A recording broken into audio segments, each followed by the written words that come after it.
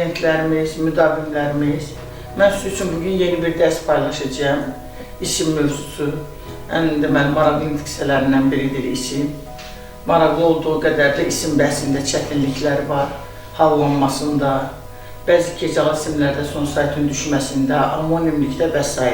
Yəni, müəllim işlədiyimiz prosesdə biz zaman-zaman müxtəlif şagirdlərlə, abituriyentlərlə bu problemlərlə rastlaşırıq. Ona görə belə qərara gəldim ki, mən də ürəyim istəyən bir dərs qoyum sizə isim bəhsi ilə əlaqədar. Bilirsiniz ki, isim əşyanın adını bildirir. Yəni, isim varlıqlarının adını bildirir. İsmin hər bir intiqsəsində özünə məxsus xüsusiyyətləri var. O cümlədən ismin də özünə məxsus xüsusiyyətləri var. Yəni, isimlər konkret və mücərrəd olur, tək və cəm olur, isim mənsubiyyətə görə dəyişir, isimlər ümumi və xüsusi olur, isimin hallanması kateqoriyası var və s. Yəni, tək və cəm olmaq, konkret və mücərrəd olmaq, ümumi xüsusi olmaq, mənsubiyyətə görə dəyişmək, hallanmaq bunlar ismin əsas xüsusiyyətləridir. Yəni, hər bir nitq hissəsinin özünə məxsus xüsusiyyətləri olduğu kimi, ismin də öz xüsusiyyətləri var. İsim varlıqların adını bildirir, əşyaların adını bildirir. İsmin 6 halı var. İsmin hallanması nədir? İsimlər cümlədə qrammatik şəkilçilər qəbul edərək bir-biri ilə qrammatik əlaqəyə girir və dəyişir. İsmin belə dəyişməsinə ismin hallanması deyilir. İsmin 6 halı var. Adlı kal yazıram burada, adlı kal, qısa başlı yiyəli kal, yönlü kal, təsirli kal, yerli kal, bir də çıxışlı kal. İsmin 6 halı var. Bu halları yazdırıb bir. İndi adlı kal haqqında ümumi məlumat verik. Adlı kalın özünə məxsus şəkilçisi yoxdur. Yəni, özünün qrammatik göstəricisi yoxdur. Bildiyimiz kimi, hər bir halın özünə məxsus qrammatik şəkilçisi var. Ancaq adlı kalın özünə məxsus şəkilçisi yoxdur. Adlı kal kim, nə, hara suallarına cavab verir. Kim, nə, hara suallarına cavab verir. Onu bilməliyik. Adlı kalın özünə məxsus şəkilçisi yoxdur. Və ikincisi, isimlər adlı kalda başlanğıc formada olur, əsasən. Lüğətlərdə isimlər adlı kalda verilir. Məsələn, tutalım dedik, sənətkarlıq, vətəndaş,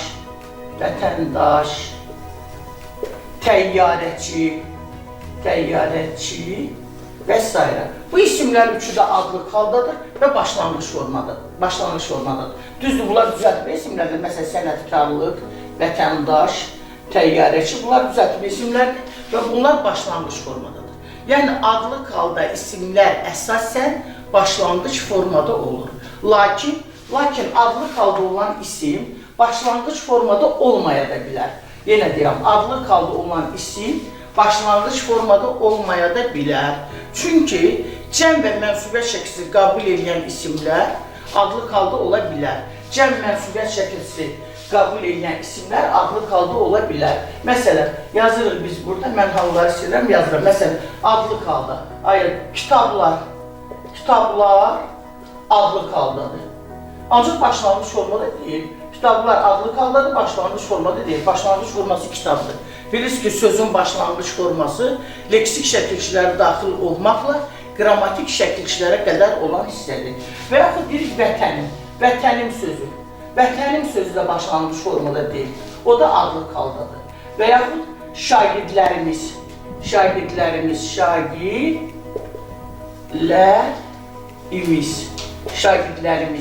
Bu sözlər üçü də adlı kaldadır, lakin başlanğıc formada deyil. Deməli, əgər siz tutalım ki, hörmətli müdavimlər, abituriyentlərimiz, əziz abituriyentlərimiz, sizin qarşınıza çıxanda ki, verilmiş, ismin hallarla verilmiş fikirlərdən biri yanlışdır. Testdə belə bir testin qarşınıza çıxır və A bəndə və yaxud C bəndə yazır ki, isimlər adlı kalda həmişə başlanğıc formada olur. İsimlər adlı kalda başlanğıc formada olur. Orada əsasən söz yazılmalıdır. Əsasən başlanğıc formada olur. Adlı kalda olan isim başlanğıc formada olmaya da bilər. Məsələn, kitablar sözü hallanır, kitabların, kitablara, kitablarda. Və yaxud vətənim, vətənimin, vətənimə, vətənimi, vətənimdə, vətənimdə. Yəni, cəm və mənsubiyyət şəkilsi qəbul edən isim adlı kalda ola bilər. Yəni, bu da o deməkdir ki, isimlər adlı kalda başlanğıc formada olmaya da bilər. Bunu yadda saxlamaq lazımdır. İkincisi, dedik adlı qalın özünə məxsus şəkilçisi yoxdur. Ona görə də isim, adlı qalda işlənən isim olsun, isimləşmiş sifət olsun, say olsun, o adlı qalda ismə məxsus olan cəmi 3 şəkilçini qəbul edəcək. Testlərdə rast gəlir ki, məsələn, ismin hansı halları, ismə məxsus olan əlamətlərin, yəni qrammatik göstəriciləri, qrammatik şəkilçilərin yalnız 3-ünü qəbul edir. Bəzən mən müşahidə eləmişəm ki, bəzi abituriyentlər buna düzgün cavab verə bilmirlər. İsmin adlı qalırlar, təsirli qalır, ismə məxsus olan 4 qrammatik əlamətdən yalnız 3-ünü qəbul edir. Yəni, çünki adlı qalın özünə məxsus qrammatik göstəricisi yoxdur. Təsirli qalda, indi növbə təsirli qalda çatanda danışacağım, təsirli qalda xəbər ola bilmir. Ona görə də bu iki hal, ismə məxsus olan 4 qrammatik göstəricidən, 4 şəkilçisindən yalnız 3-ünü qəbul edir. Deməli, müəyyənləşdirdik ki, isimlər adlı qalda əsasən başlanğıc formada olur, ancaq başlanğıc formada olmaya da bilər.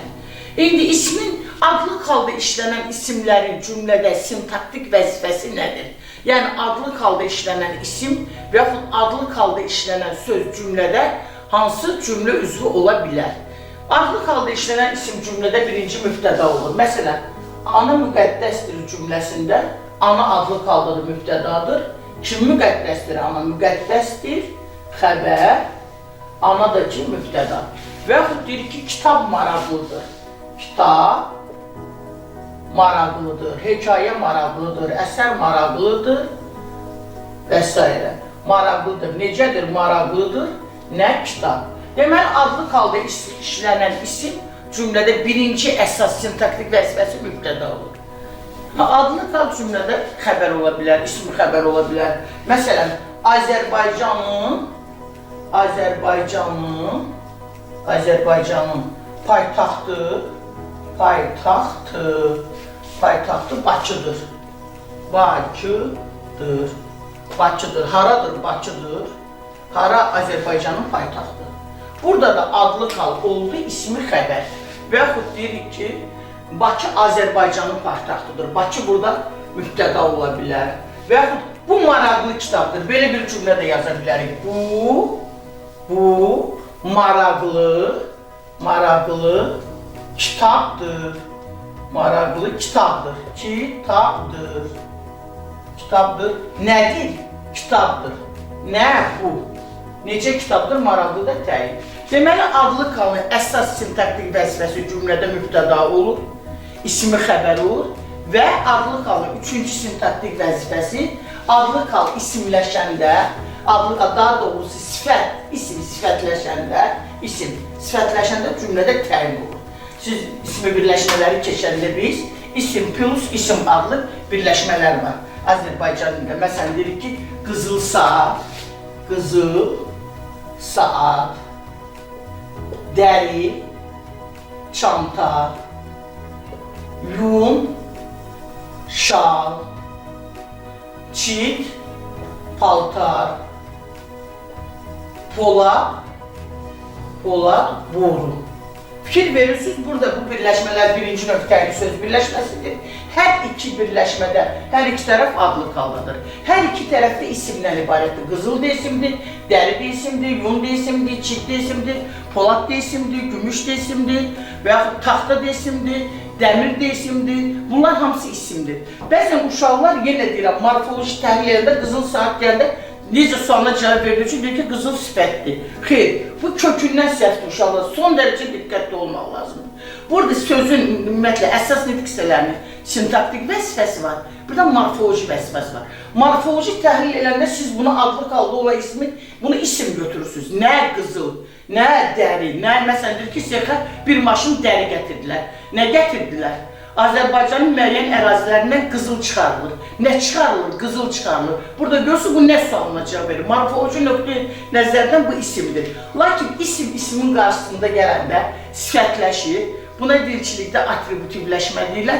Sifətləşir və sintaktik cəhətdən o cümlədə təyin olur. Məsələn, adi bir cümlə yazılırsa, anam mənə qızıl saat aldı. Qızıl saat aldı. Bu cümləni morfoloji təhlil edəndə ana isimdir, adlı haldadır, təkdir, ümumidir, konkretdir, mənə şəxs əvəzidir, yönlük haldadır.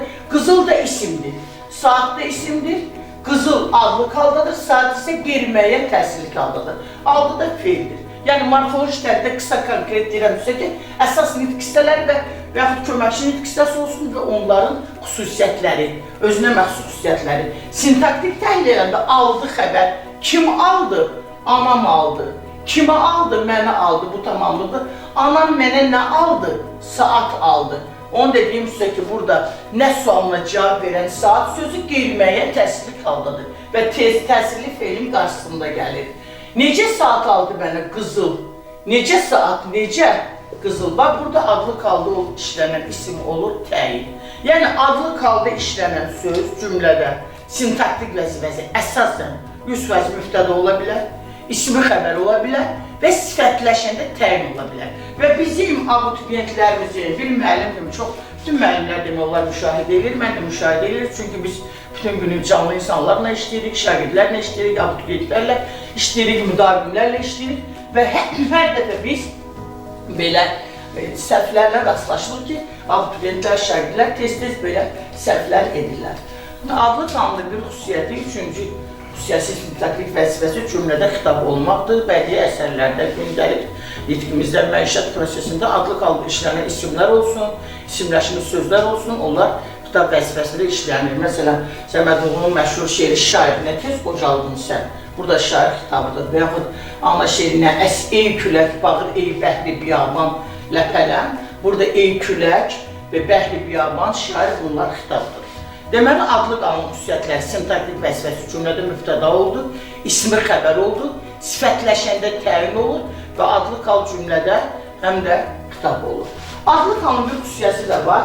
Adlı qalda işlənən sözlər, deməli, cümlədə ismi xəbərə də aid ola bilər, feil xəbərə də aid ola bilər. Bunu da dedik, məsələn, ana müqəddəsdir, ismi xəbər aiddir, atam işləyir, feil xəbər aiddir və s. Adlı qal nə zaman tamamlıq və incə bir istisnaya qulaq asaq, nə zaman tamamlıq və zəflik olur. Adlı qal tək, yəni qrammatik göstərici olmadan ancaq dedik, mübtəda xəbər, mübtəda olur, ismi xəbər olur və təyin olur. Adlı qal nə zaman tamamlıq və zəflik olur? Adlı qal qoşmalarla işlənəndə cümlədə olur. Tamamlıq və zəflik ola bilir. Məsələn, qoşma təyyarə, quş kimi uçurdu. Fikir verin burada, bax, quş kimi burada qoşmalı birləşməli bu. Qoşmalı isimləri bilirsiniz ki, əsasən cümlədə tərz hərəkət zərfli olur. Tərz hərəkət zərfliyinin cümlə üzvü kimi əsas ifadə vasitələrindən biri qoşmalı birləşmədir. Burada da quş kimi isim qoşmalı birləşmədir. Bənzətmə qoşması ilə işlənir və olur tərzi hərəkət zərfi. Uçurdu, nə uçurdu? Təyyarə. Təyyarə necə uçurdu? Quş kimi uçurdu. Quş kimi bu tərzi hərəkət zərfliyidir. Və yaxud deyir ki, məsələn, atam üçün olsun və yaxud qardaşım üçün qısa cümlələr. Atam üçün hədiyyə aldım. Hədiyyə aldım. Aldım xəbər. Kim üçün aldım? Atam üçün. Bu işə tamamlıqdır, bu artıq tamamlıqdır burada. Və yaxud şəkli, fırça ilə çəkdim. Şəkli fırça ilə çəkdim. Çəkdim xəbər. Nəyi çəkdim? Şəkli. Tamamlıq. Şəkli nə ilə çəkdim? Nə ilə? Fırça ilə bu tamamlıqdır. Qoşmalı, deməli, birləşmədir, qoşmalı isimdir fırça ilə, anam üçün, quş kimi və s. Adlı qal haqqında uşaqlar bu qədər. Nə suallar olsun, siz müraciət edə bilərsiniz, maraqlana bilərsiniz. Adlı qalda sizi maraqlandıran problemlərlə, sizi maraqlandıran suallarla. İsmin ikinci halı yiyəlik haldır. Yiyəlik hal. Keçirik yiyəlik hala. Yiyəlik hal yazırıq, yiyəlik hal. Yiyəlik hal ona görə burada yazıram ki, yiyəlik hal iki qismə bölünür. Belə yazırıq, yiyəlik hal. Yiyəlik hal nə bildirir? Yiyəlik hal sahiblik məzmunu, sahiblik məzmununu bildirir. Ona görə də elə bəri başdan deyirəm ki, Eğer biz bir şeyin yiyəsiyiksə, bir varlığın, bir əşyanın yiyəsiyiksə, deməli o varlıq, o əşya bizə mənsubdur ki, biz ona yiyəlik edirik, onun yiyəsiyik, lord edərlər üzrə. Yiyəlik kal sahiblik bildirir. Ona görə də yiyəlik kal birinci növbədə özündən sonra mənsubiyyət şəkilçili söz tələb edir. Bunu deyirəm və danışıq prosesində yenə sizin nəzərinizə çatdıracağım. Yiyəlik kal iki qismə bölünür. Birinci müəyyənlik bildirən yiyəlik kal. Müəyyənlik bildirən yiyəlik hal. Yiyəlik hal. İkincisi isə qeyri-müəyyənlik bildirən yiyəlik hal. Qeyri-müəyyənlik bildirən yiyəlik hal. Müəyyənlik bildirən yiyəlik hal, qeyri-müəyyənlik bildirən yiyəlik hal. Bunların fərqi nədir? Müəyyənlik bildirən yiyəlik hal, konkret, qrammatik göstəricisi var, n-nın şəkilçiləri vasitəsilə düzəlir, 4 variantlı şəkilçi, n-nın şəkilçilərlə düzəlir. Sualı kimin,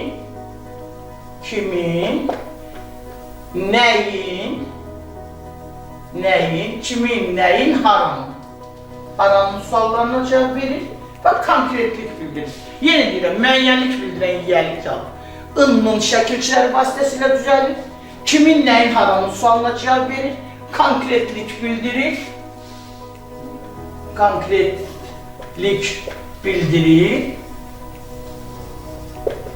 konkretlik bildirir, bu birinci xüsusiyyəti şəkilçisi var, sualı var, konkretlik bildirir.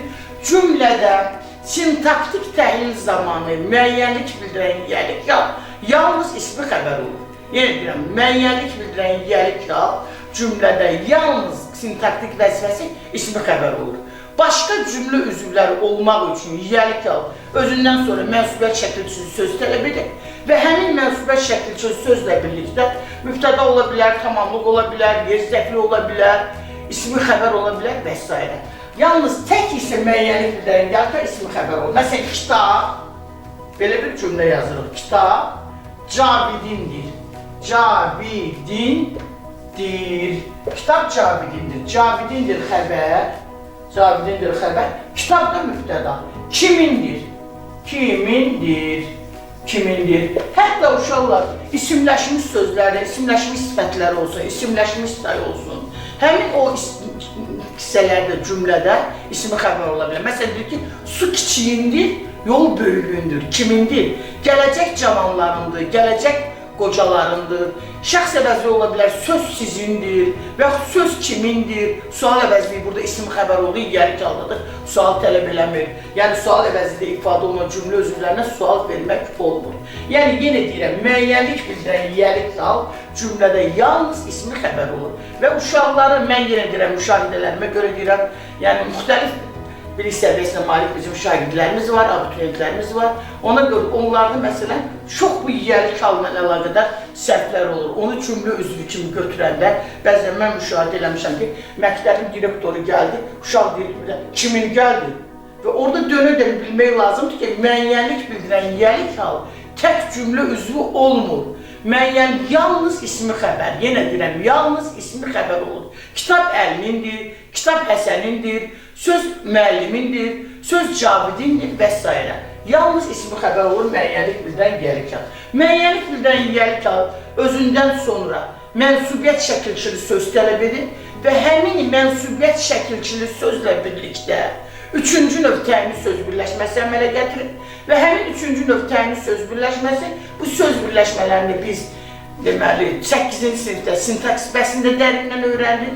Yiyəlik hal, morfologiyanı dərindən bilən hər bir şagird 8-ci sinifdə söz birləşmələrini əzbər, konkret o dəqiqə dərk edir ki, müəyyənlik bildirən yiyəlik hal və mənsubiyyət şəkilçili söz üçüncü növ təyini söz birləşməsi əmələ gətirir və sintaksis bəhsini dərindən bilmək üçün aşağıda morfologiyanı, ismi, hallarını, ismin mənsubiyyətə görə dəyişməsini, ismin hallanmasını dərindən öyrənmək lazımdır. Dedim, müəyyənlik bildirən yiyəlik hal özündən sonra mənsubiyyət şəkilçili söz tələb edir və ismi xəbər olur. Hələlik bunu silək, burada davamını yazaq. Məsələn, yazırıq dağın zirvəsi.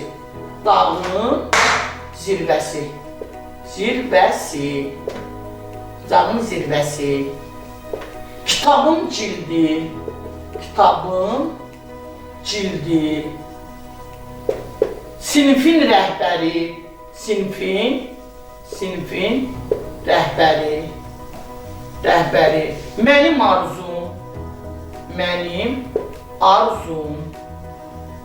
arzum, məktəbin direktoru, ən məşhur ismi birləşmələrimizdən biri budur. Məktəbin direktoru və s. Külün sahili, bu saç sezarı nümunələr göstərmək ola bilər. Yiyəlikal haqqında dağın zirvəsi, kitabın cildi, sinifin rəhbəri, mənim arzum, məktəbin direktoru. Və bu söz birləşməsi birlikdə bu cümlənin müəyyən bir üzvü ola bilər. Yəni, üçüncü nöqtənin söz birləşməsi.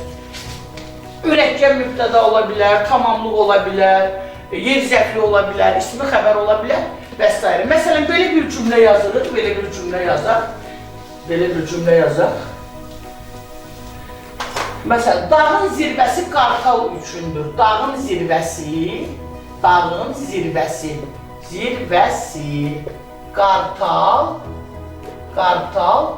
üçündür. Dağın zirvəsi qartal üçündür.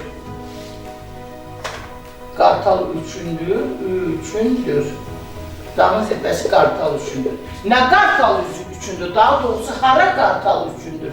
Dağın zirvəsi. Bu oldu mürəkkəb mübtəda. Nə üçündür?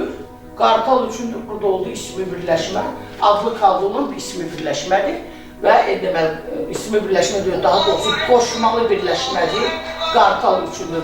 Qoşmalı birləşmədir və adlı kaldı olan söz dedik qoşmalarla da işlənə bilir və bu ismi xəbərdir. Dağın zirvəsi isə mübtədadır. Elçinin atası, Elçinin atası uşaq həkimidir. Uşaq həkimidir xəbər. Kim uşaq həkimidir? Elçinin atası. Burada da yiyəlikal özündən sonra mənsubiyyət şəkilçisi söz tələb edir və üçüncü nöqtənin söz birləşməsi əmələ gətirir. Bu da mübtəda oldu. Aydın oldu. Yəni, müəyyənlik bildirən yiyəlikal cümlə özü olmaq üçün özündən sonra mütləq mənsubiyyət şəkilçisi söz tələb edir və cümlədə mübtəda ola bilər, xəbər ola bilər və s. Məsələn, belə də deyə bilər ki, məktəbin direktoru Elçinin atasıdır. Məktəbin direktoru Elçinin atasıdır. Elçinin atasıdır burada oldu xəbər. İsmi xəbər oldu. Sonra yiyəlikal dedik. Deməli, müəyyənlik bildirən yiyəlikal bir əsas fikirdə nəzərimizə çatdırır. Müəyyənlik bildirən yiyəlikal bəzən cümlədə təyin ola bilər. Nə zaman müəyyənlik bildirən yiyəlikal cümlədə təyin ola bilər? Məsələn, müəyyənlik bildirən yiyəlikal üçüncü nöqtənin söz birləşməsi əmələ gətirəndə ikinci tərəfdə mənsubiyyət şəkilçisi ixtisar olunanda müəyyənlik bildirən yiyəlikal ismi birləşimi tək təyin ola bilir. Məsələn, deyirik ki, belə bir birləşmə yazaq. Bizim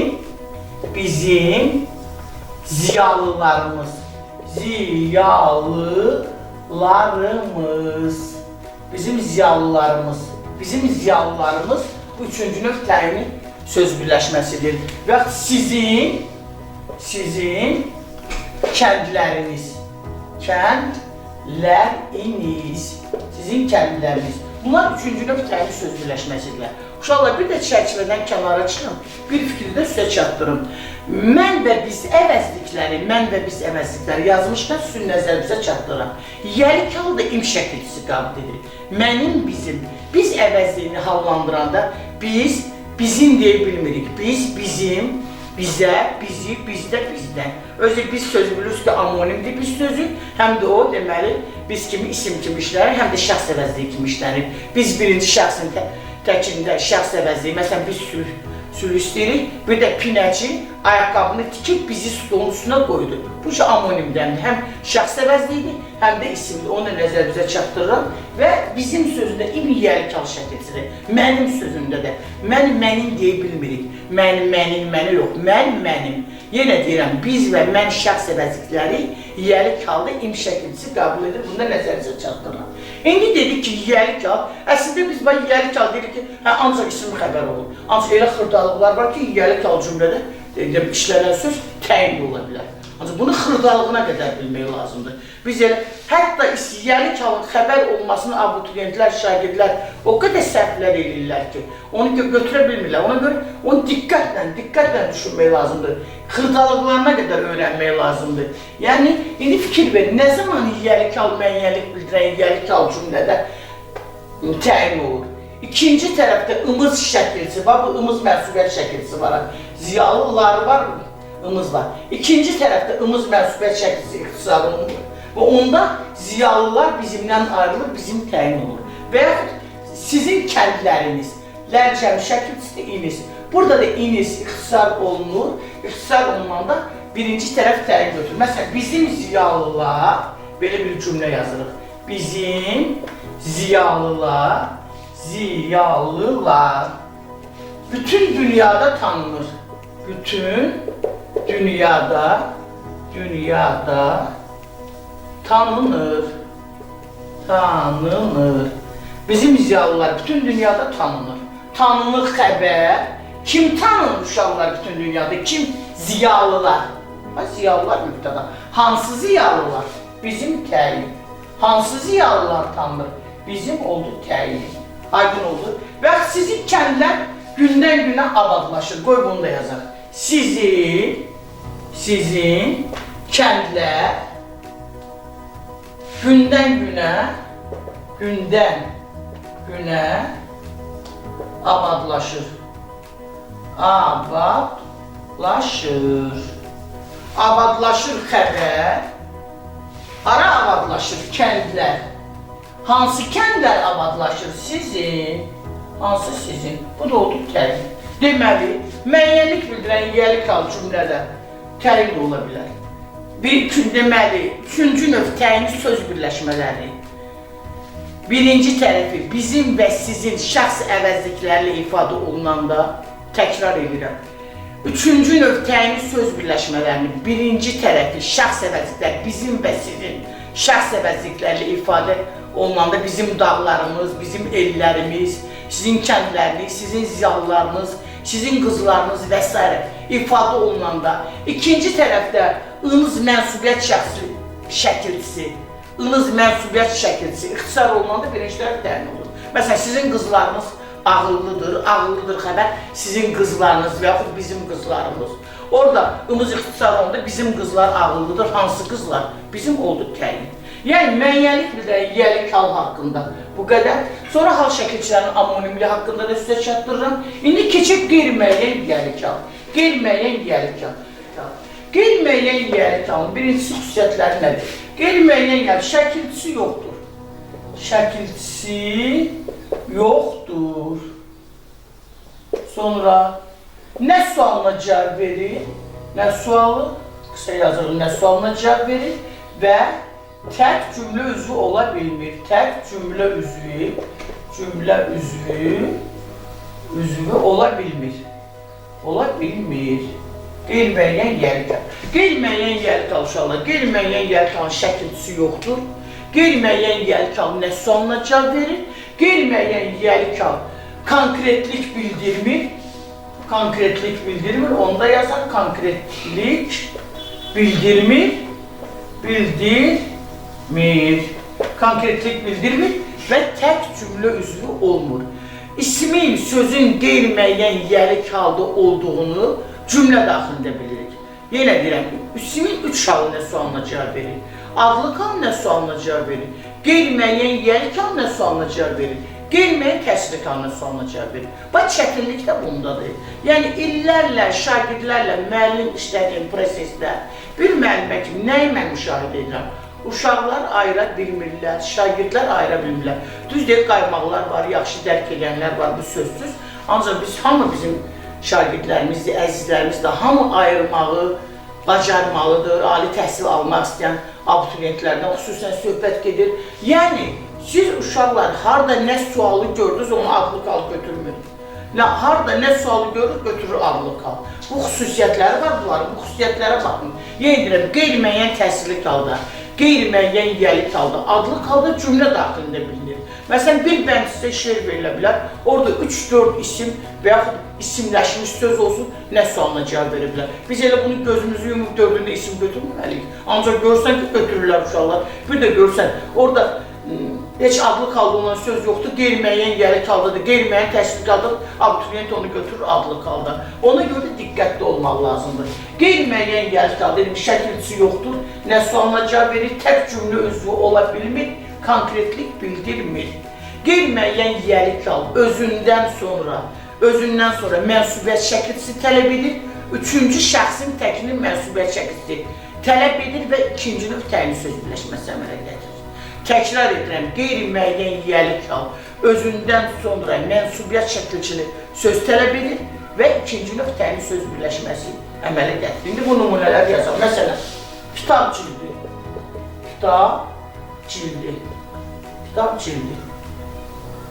ana məhəbbəti,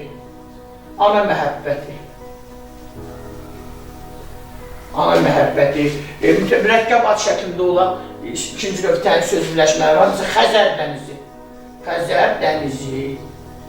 Xəzər dənizi, sonra kitab, dərs evi, Azərbaycan dili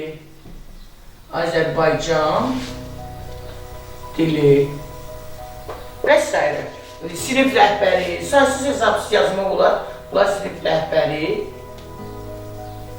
istirahət günü. Bax, burada olan birinci tərəfdə olan sözlər, nitqisələr hamısı qeyri-müəyyən yəli kaldıdır. Kitab cildi, ana məhəbbəti, ana laylası, vətən məhəbbəti, vətən eşqi, söz qəzəli, Xəzər dənizi, Füzuli meydanı, İnşaatçılar prospekti, Cavid bağı, Şəhidlər xiyabanı, Azərbaycan dili, sinif rəhbəri, saysız hesabsız nümunələr saymaq olar.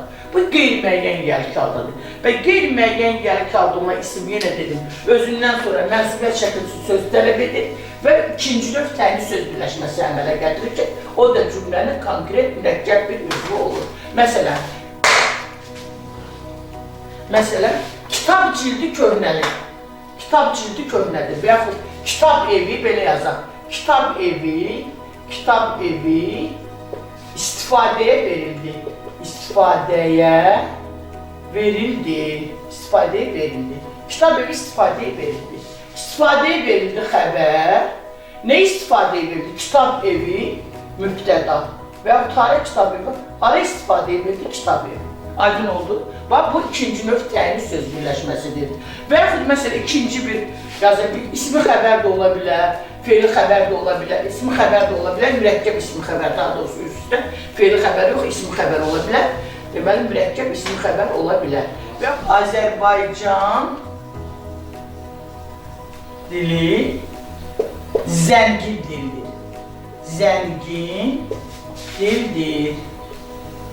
dildir. Dildir xəbər, nə? Azərbaycan dili. Azərbaycan dili, bu da Azərbaycan da qeyri-müəyyən yəli kaldadır kitabda. Və sinif rəhbəri 11-ciləri təbrik etdi, məktəb direktoru birinciləri gül çiçəklə, sevinclə qarşıladı. Kim qarşıladı məktəb direktoru, kim təbrik etdi sinif rəhbəri? Ana laylası nəğməyə bənzər bir layladır, nə ana laylası.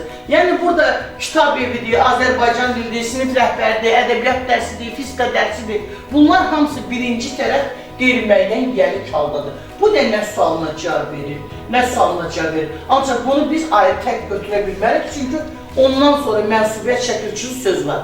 Onun ismin qeyri-müəyyən yəli kaldı olduğunu təsdiq edən xüsusiyyət ondan sonra mənsubiyyət şəkilçisinin gəlməsidir. Ondan sonra mütləq mənsubiyyət şəkilçisi gəlir və mənsubiyyət şəkilçisi sözlə əlaqəyə girir, yenə deyirəm, olur cümlənin bütöv üzvü. Bəs uşaqlar, biz qeyri-müəyyən yəli kaldı, bax, qeyri-müəyyən yəli kaldı nə sualına cavab verir, adlı kaldı nə sualına cavab verir. Biz onları necə ayırırıq? Yenə deyirəm, qeyri-müəyyən yəli kaldı nə sualına cavab verir, adlı kaldı nə sualına cavab verir. Biz onları necə maraqlandırırıq, indi baxaq nümunələrə. Bəs biz qeyri-müəyyən adlı kaldı nə sualına cavab verir, qeyri-müəyyən yəli kaldı nə sualına cavab verir. Adlı kalı biz təhkil götürürük və onun müəyyən yəli kala sala bilmirik. Ancaq qeyri-müəyyən yəli kaldı olan isim bəzən onun müəyyən bütün hallarda yox, bəzi hallarda biz onu müəyyən yiyəlik hala çevirə bilirik. Məsələn, elə sinif rəhbəri sinifin rəhbəridir. Məktəb direktoru məktəbin direktoru. Dağ havası dağın havası. Düzdür, bəzi qeyri-müəyyən yiyəlik halları müəyyən yiyəlik hala çevirə bilmirik. Məsələn, azadlıq metrosu deyəndə azadlığın metrosu deyə bilmirik. Və yaxud diş həkimi deyəndə dişin həkimi demək olmur. İstirahət günü deyəndə istirahət günü demək olmur. Bəzi müəyyən yiyəlik halları qeyri-müəyyən yiyəlik hala çevirmək mümkün deyil. Lakin adlı kal olaraq qalır. Onu biz yiyəlik hala çevirə bilmirik. Onun çox fərqli məqamları var orada. Məsələn, yazırıq burada kitab maraqlıdır. Maraqlıdır. Kitab maraqlıdır. Maraqlıdır xəbər. Nə? Kitab mübtəda. Bu nə sualına cavab verdi? Bu oldu adlı kaldı.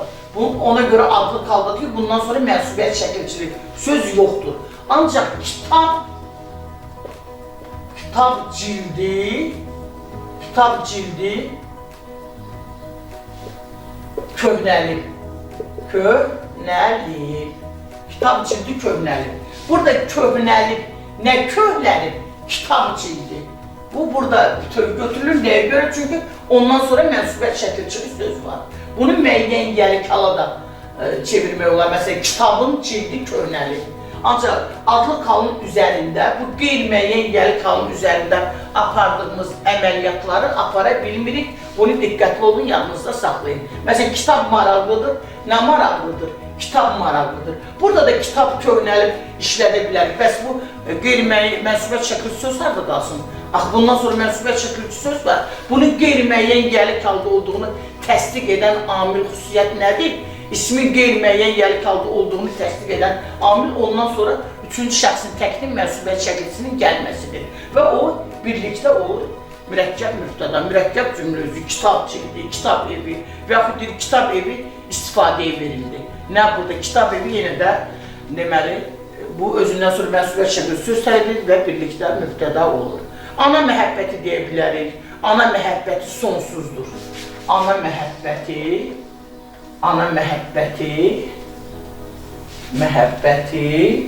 sonsuzdur.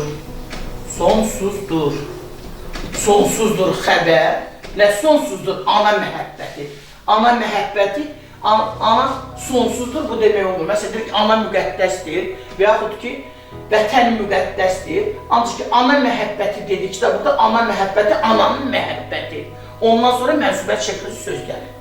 Və o mənsubiyyət şəkilçili sözlə birlikdə qeyri-müəyyən yiyəlik hal cümlə özü götürülür. Və bu, nəyi bir də uşaqlar çox müşahidə edirlər, səhv edirlər? Kitab cildi, ana məhəbbəti, burada iş şəkilçisi bəzən təsdiq hal şəkilçisinə səhv salırlar. Ondan sonra gələn söz də adlı kaldır, çünki onda yalnız mənsubiyyət şəkilçisi var. Kitabın cildi, ananın məhəbbəti yer edirəm. Bunları müəyyən yiyəlik hala da salmaq olar. Yiyəlik hal haqqında bu qədər qeyri-müəyyən yiyəlik hal. Yenə dedim, qeyri-müəyyən yiyəlik hal, qeyri-müəyyən təsdiq halında. Sonda yenə bir dənə bu mövzuna əlaqədar açıqlama verəcəm ki, qeyri-müəyyən yiyəlik hal, qeyri-müəyyən təsirlik hal və də adlı hal. Bunlar üçü də nə sualına cavab verir? Bunları bir-birindən ayırmaq lazımdır. Hərənin öz xüsusiyyətləri var. Adlı haldan sonra mənsubiyyət şəkilçisi söz işləmir.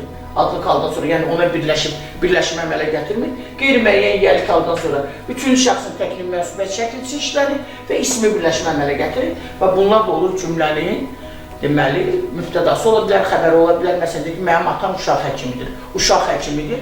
Burada uşaq həkimi xəbər oldu. Uşaq qeyri-müəyyən yiyəlik haldadır. Mənim atam uşaq həkimidir. Mənim atam orada uşaqla ayrılıqda işlənə bilməz. Bir yerdə işlənir. Qeyri-müəyyən yiyəlik hal haqqında da bu qədər uşaqlar, müəyyən yiyəlik hal haqqında ümumiyyətlə bu qədər və yiyəlik hal haqqında danışdım. Bir əsas xüsusiyyəti də nəzərinizə çatdırıram ki, yiyəlik halda işlənən isim, yiyəlik halda işlənən söz feillərlə əlaqəyə girmir. Yəni, feildən doğru dediyim sizə, yiyəlik hala sual vermək qeyri-mümkündür. Feillə deməli, yiyəlik hala əlaqəyə girmir. Məsələn, mənim anam işləyir xəbər. İşləyir xəbər, bu da yenə mənim anam üçündür. Mənim işləri, bu işlərdən mənimə sual vermək olmur. Düzdür, mən burada əvəzlik yazdım Və yaxud deyir ki, məktəbin direktoru, məktəbin yazırıq, məktəbin bir dəqiqə, məktəbin direktoru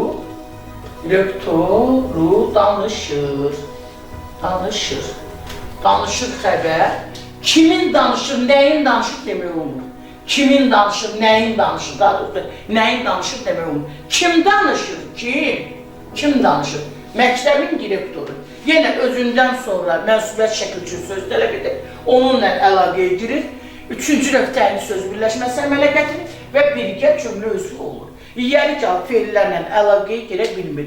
Feildən iyyəlik halı sual verə bilmir. Çox təəssüf olsun ki, belə geniş cümlələr yazmıram, qısa konkret cümlələr yazırıq. Bu, bəzi uşaqlar bir də görsən ki, kimin deyil, kimin danışır, müşahidə eləmişəm, kimin danışır, yox, kim danışır? Kim danışır? Məktəbin direktoru. İyyəlik halı haqqında bu qədər.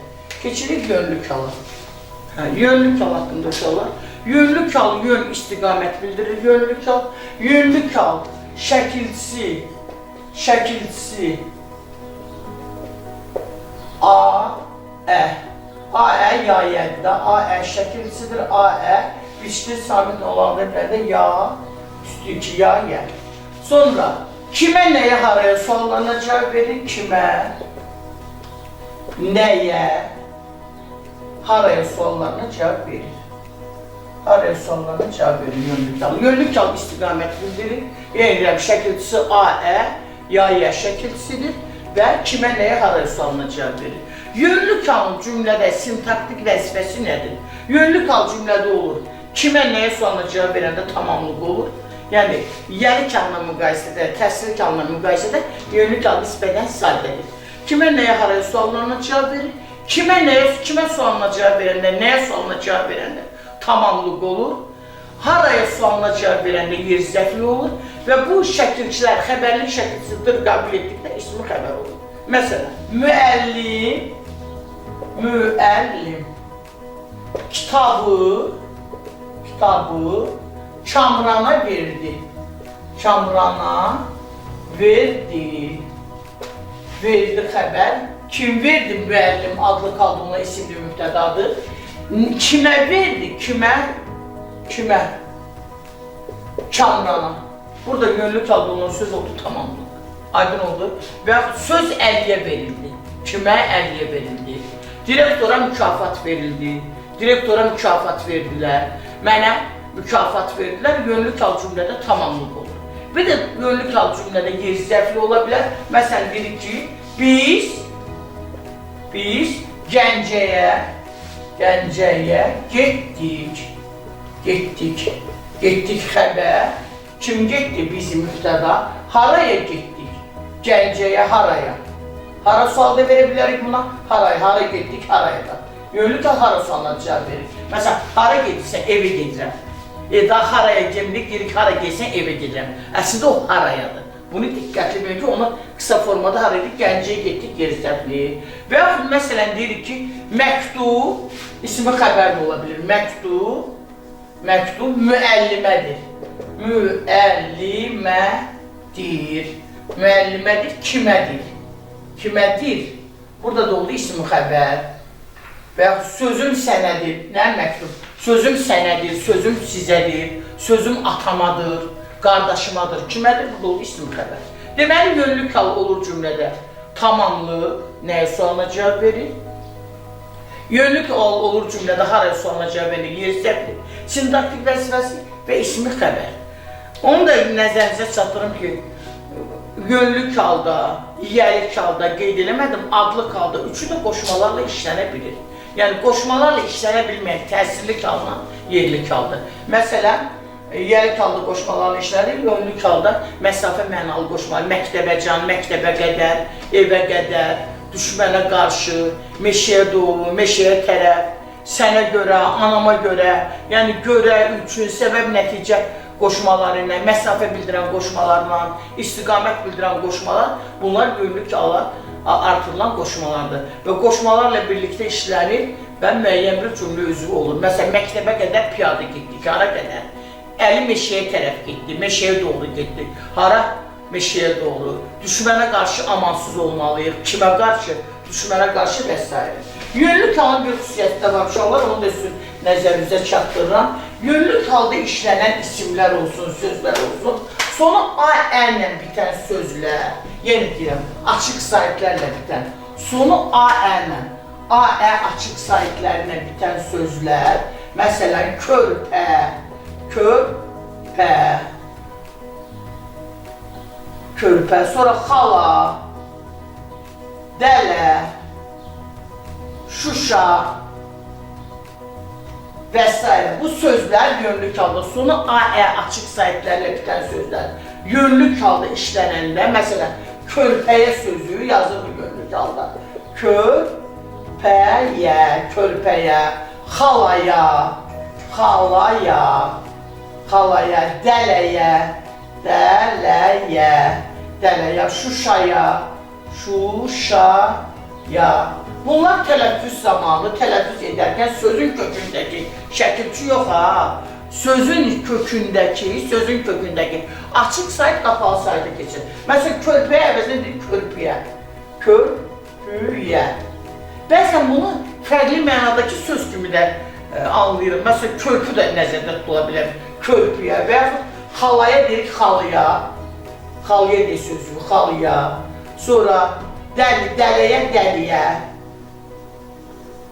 Sonra fərqli mənada Şuşaya, Şuşuya, Gəncəyə, Gəncəyə və Şuşuya, Gəncəyə, Gəncəyə və s.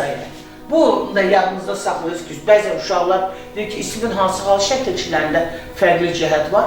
Bəzən bu sözləri mən nəzərimə müşahidə eləmişəm, daha doğrusu ki, bu sözləri uşaqlar nümunə göstərirlər ki, burada şəkilçidə fərq var. Bu sözlərdə şəkilçidə fərq yoxdur. Şəkilçi olduğu kimi qalıb. Körpüyə, xalıya, dəliyə, nənə. Bu sözlərə yönlük hal şəkilçisi artıranda yenə deyirəm, sonu açıq saytlə, A-ə saytlərlə bitən sözlərə yönlük hal şəkilçisi artıranda sözün kökündəki açıq hecə, qapalı hecə keçir.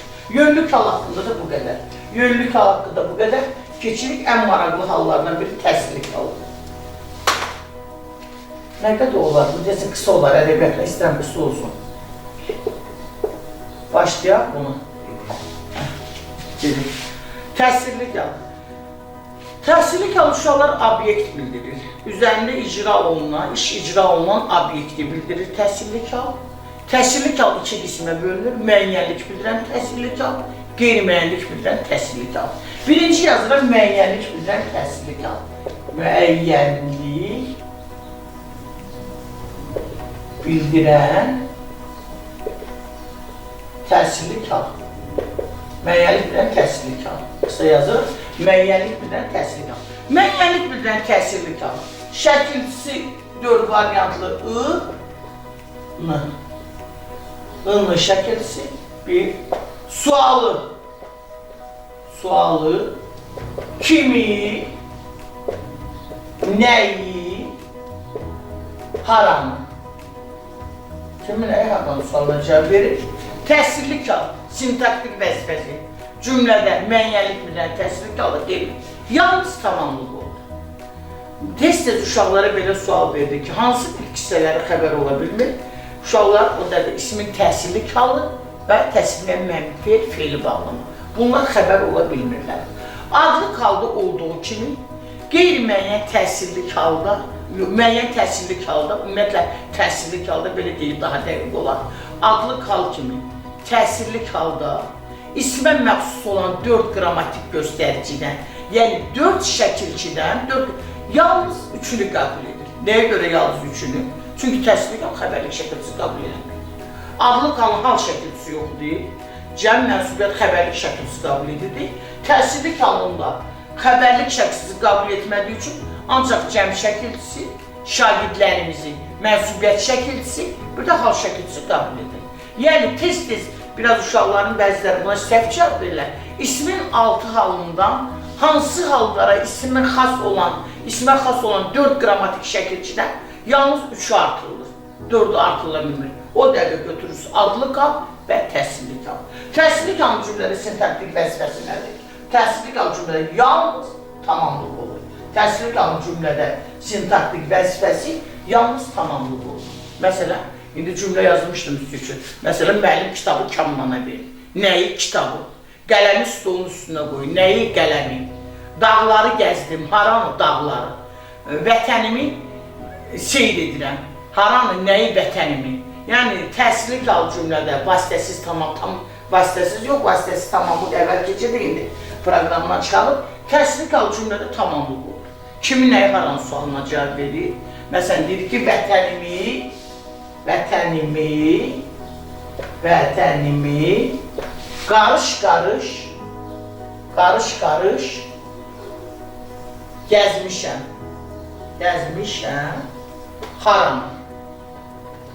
haranı və kitabı stolun üstünə qoydum. Stolun üstünə qoydu. Kitabı stolun üstünə qoydu. Nəyi qoydu? Kitabı. Nəyi kitabı? Gəzmişəm haranı vətənimi. Və yaxud ki, müəllim Əlini təriflədi. Təriflədi müəllimi. Kimi təriflədi? Kimi? Əlini. Təsirli qal cümlədən yalnız tamamlıq olur. Kimin nəyi haranı? Sualına cavab verir. Feillərlə, təsirli feillərlə əlaqəyə girir. Və yalnız yenə deyirəm tamamlıq. Məsələn, təsirli qal, ismin hansı alır cümlədə? Yalnız tamamlıq olur, təsirli qal tamamlıq olur. Təsirli qal qoşmalarla işlənə bilmir və cümlədə xəbər ola bilmir. İndi keçək qeyri-müəyyən təsirli qal. Bu bir qədər mürəkkəbdir, qeyri-müəyyən təsirli qal. Qeyri-müəyyən təsirlik qal. Şəkilçisi yoxdur. Nə sualına cavab verir?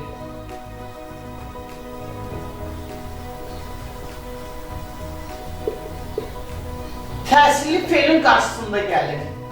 Təsirli feilin qarşısında gəlir.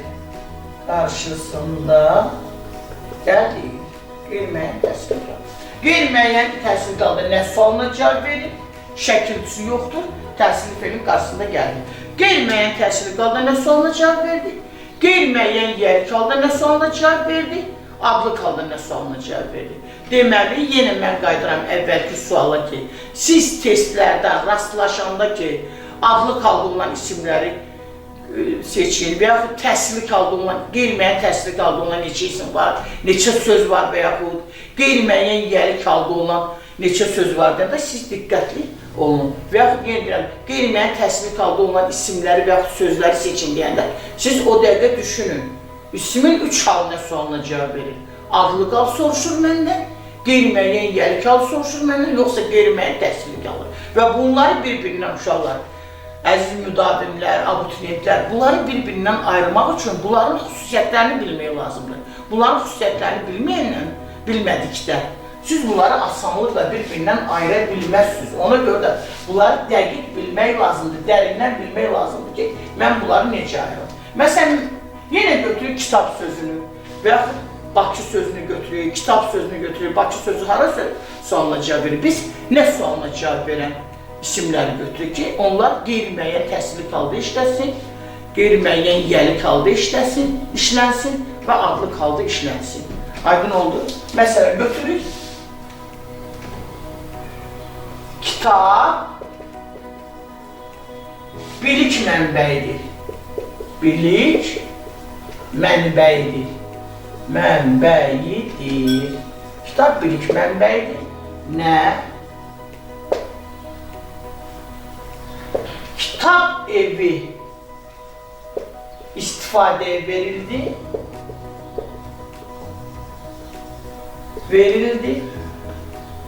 Kitab evi istifadəyə verildi. Mən kitab oxuyuram. Primitiv nümunələr yazırım, davam edəcəm. Kitab oxuyuram. Bax uşaqlar, burada eyni söz, 3 dənə kitab sözü var. Kitab bilik mənbəyidir. Kitab yenə bu da nə sualına cavab verir? Evində. Mən ki, bu da nə sualına cavab verir?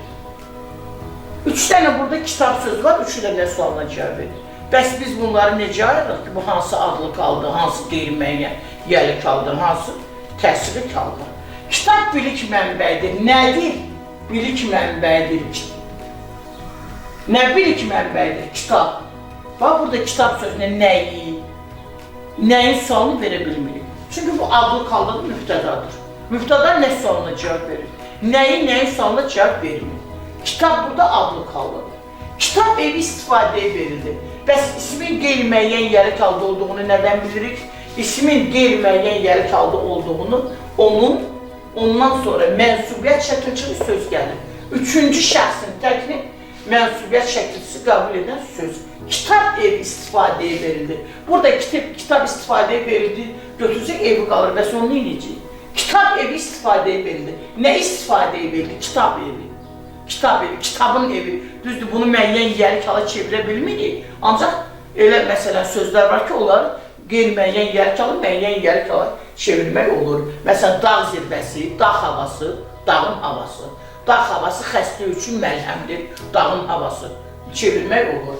Və mən kitab oxuyuram, mən nə oxuyuram? Bəziləri o dərdə, yenə deyirəm, müşahidə eləmişəm, ona görə bu dərsi qoydum. Başqa müəllimələr də qoyub zövq. Allah dinləyirik, onların da dərslərini çox maraqlı və təkrar üçün bu dərslərdən istifadə edir. Mən kitab oxuram. Bəzi uşaqlar yaz taxtasının qarşısına çıxıb, mən bunu dərsdə müşahidə eləmişəm, heç abituriyentlər hazırlığından söhbət gedmir. Mən kitab oxuyuram, mübtədanla xəbəri göstəriləndə oxuyuram. Məni qoyur, deyir, kitab mübtəda. Mən də deyirəm, səhv elədim, sil onu. Kitab mübtədadır. Mübtəda məndir. Məndir mübtəda, mən. Kitab oxuyuram. Burada kitab nə sualına cavab verir, qeyri-müəyyən təsirli qaldıdır.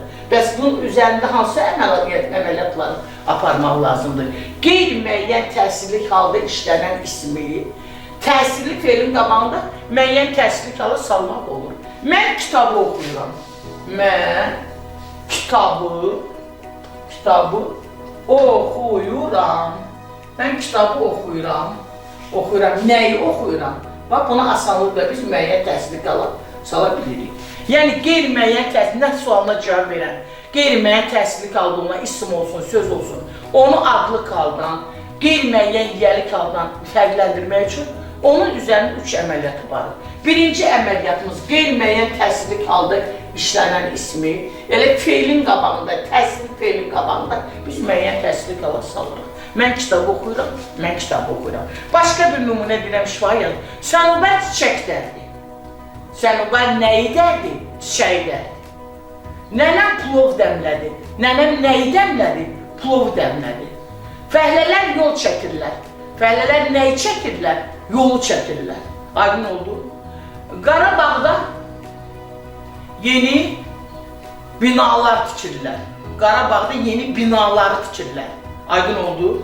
Bax, bunlar qeyri-müəyyən təsirli qalır, müəyyən təsirli qalır ki, ikinci əməliyyat nədir? Birinci əməliyyatı yazdıq, təkrar yenə deyirəm sizə ki, qeyri-müəyyən təsirli qaldı işlənilən ismi, müəyyən təsirli qalır salır. Qoy elə birinci əməliyyatı yazın burada da, məsələn,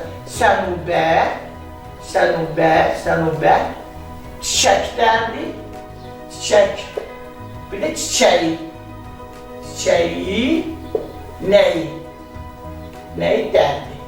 Aydın oldu. Birinci, şifahi deyirəm, yadda saxlayın, qeyri-müəyyən təsirli qaldı olan sözü. Feilin qabağında müəyyən təsirli qala salır və tamamlıq oldu. Aydın oldu. Dərdi. İkinci əməliyyat, qeyri-müəyyən təsirli qaldı işlənən ismi, müəyyən təsirli qala salmaq üçün onu feilin yanından uzaqlaşdırırıq.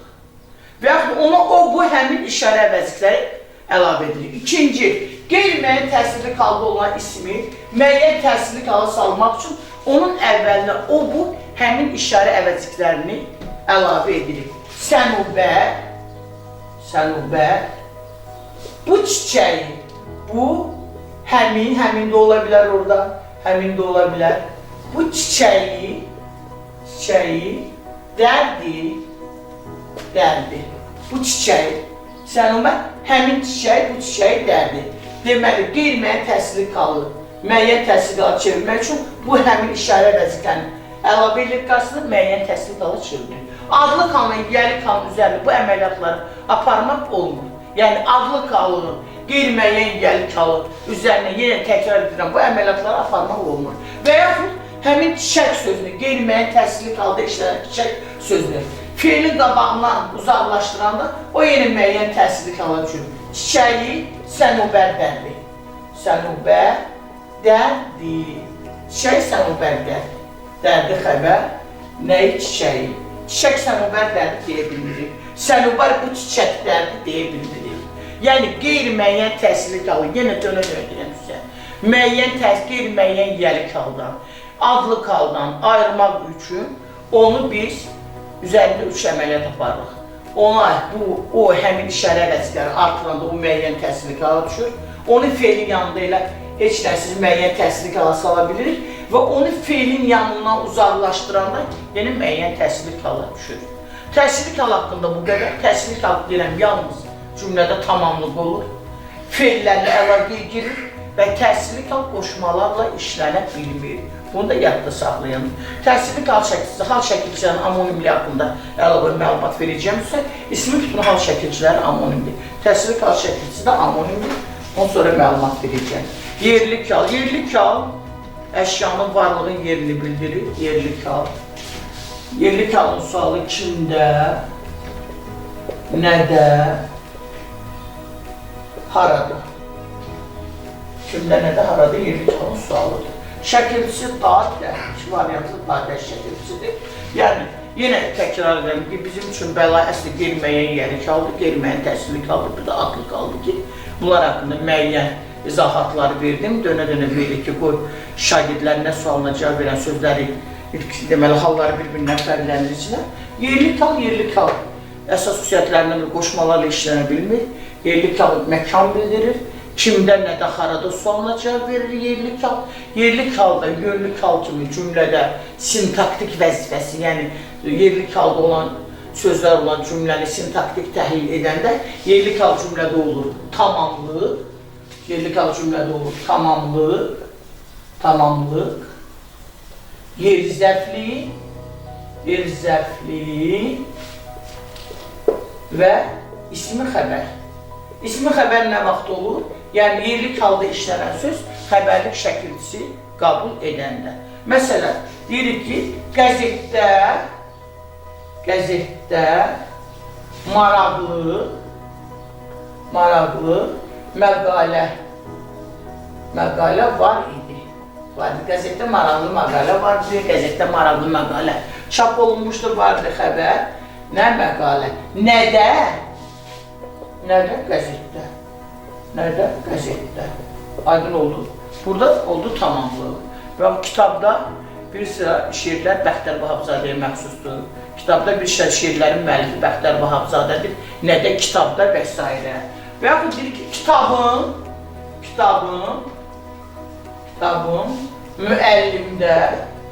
müəllimdə qaldı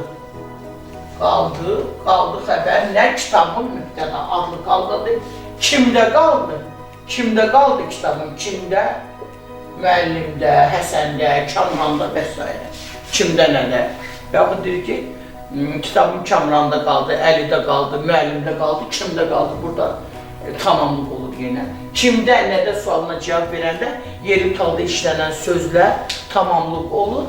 Bir də deyir ki, ola bilər ki, yerli kalda işlənən söz xəbərlik şəkilçisi qəbul edir. Deyirik ki, məsələn, kitabın müəllimdədir.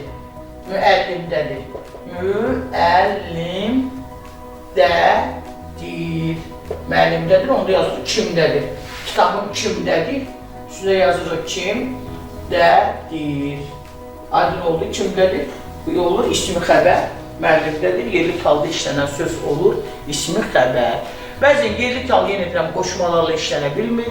Yerli kal məkan bildirir, yer bildirir və yerli kalda dadə, bəzən məsələn, yerli kalda işlənən sözlər zaman mənasını da bildirir. Yəni, zaman mənası bildirən, məsələn, tənəffüsdə əlini gördüm. Nə zaman? Burada zaman zərfli olur. Tənəffüsdə nə zaman? Bu zaman mənasını da ifadə edir və s. İncişli qalmışlar. hərəkətin çıxış nöqtəsini bildirir. Yönlü kalın bəlkə məsələn yönlü kal istiqaməti bildirir. Məktəbə gedirəm, onun əksi məktəbdən gəlirəm. Yəni yönlü kala qarşı, yönlü kal istiqamət bildirir. Yenə deyirəm, məktəbə gedirəm, məktəbdən bilirəm. Varlığın çıxış nöqtəsini bildirir. Çıxışlı kalın sualı kimdən, nədən, haradan? Haradan? Suallarına cavab verir. Şəkilçisi dan, dən. İki variantlı. Dan, dən şəkilçisidir.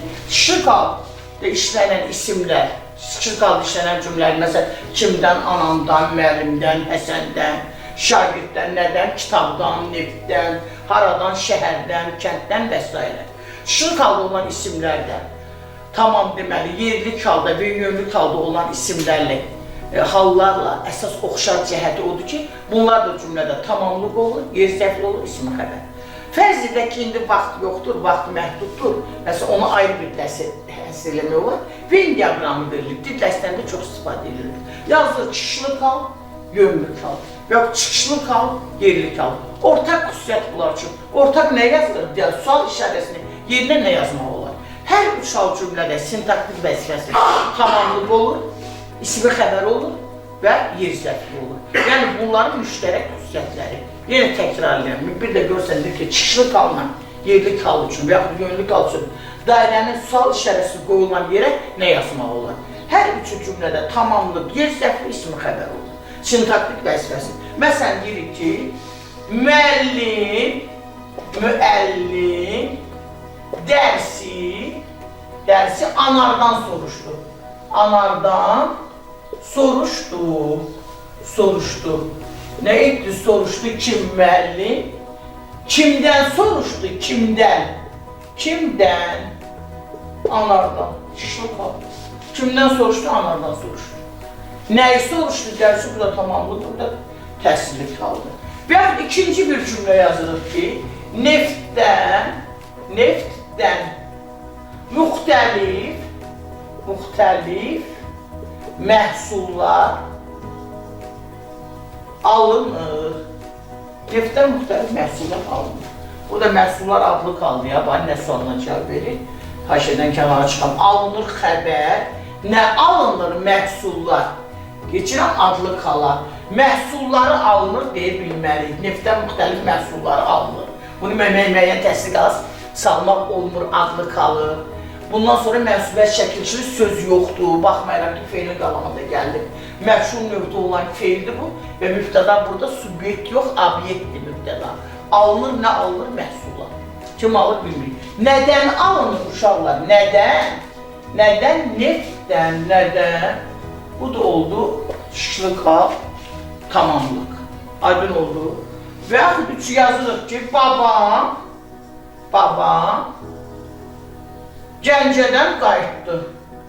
Gəncədən qayıtdı. Qayıtdı. Nə etdi? Qayıtdı. Kim qayıtdı? Babam. Haradan qayıtdı? Haradan? Gəncədən yer zərfli. Yer zərfli idi. Aydın oldu. Yenə də yönlü kalda. Daha doğrusu çıxışlı kalda yönlü kal kimi, yerli kal kimi, adlı kal kimi, dır xəbərlik şəxsi qəbul etdikdə olur ismi xəbər. Məktub əskərdəndir. Məktub əskərdəndir. Əskərdəndir. Kimdəndir? Əskərdəndir. Nə məktub? Aydın oldu. Bax, bu da adlı kaldı. Yəni, qaydıram adlı kala. Məktubu əskərdəndir deyə bilmirik.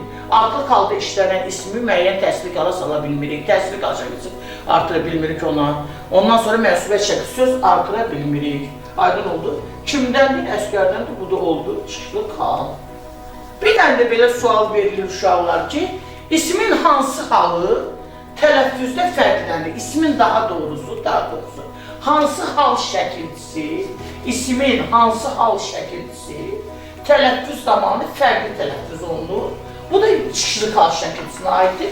Bunu da bilin, diqqətli olun, fikir verin. İsmin hansı hal şəkilçisi tələffüzcə fərqli tələffüz olunur. Yönlü kal fərqlidir, təşkili kal fərqlidir, çıxışlı kal, yerli kal fərqlidir.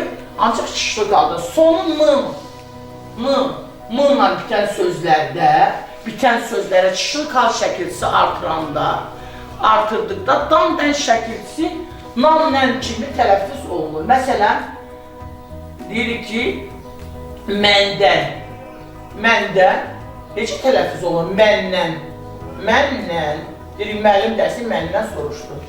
Sən andan, sən andan, şəxsadı sən andan, müəllim dərsi sən andan soruşdu. Sən andan, aydın oldu. Və yaxud vətəndən, torpaqdan deyib çox vaxt, vətəndən var olmaz. Vətəndən və s. Kişilik halda işlənən sözlərə, yenə deyirəm, sonun ilə bitən sözlərə dan-dan şəkilçisi artanda n-ya çevrilir, nan-nən kimi tələffüz olunur. Burada diqqətli olmaq lazımdır. Kişilik hal şəkilçisi də ammonimdir. Sonra ismin halları haqqında bu qədər. Ola bilər ki, müəyyən dərs zamanı səhvlər də ola bilər, qul xətasız ola bilməz. Olan səhvləri üzrlə hesab edin, sorğularınızı, suallarınızı müraciət edə bilərsiniz, verə bilərsiniz və daha maraqlı dərslər sizin üçün paylaşa bilərəm. İsmin halları haqqında bu qədər, yəni qısa konkret olaraq, yəni evdə təkrarlamaq istəyəndə siz bu dərslərə hər dəfə mən dərs qoyanda deyirəm, qulaq asa bilərsiniz bu dərslərə, iradlarınızı da bildirə bilərsiniz, təkliflərinizi də verə bilərsiniz, bu qədər. İsmin halları haqqında bu qədər. İsmin kişilik hal şəkilçisindən onu dediyim, o da ammonim şəkilçisidir. O haqqda əlavə məlumat verəcəyəm.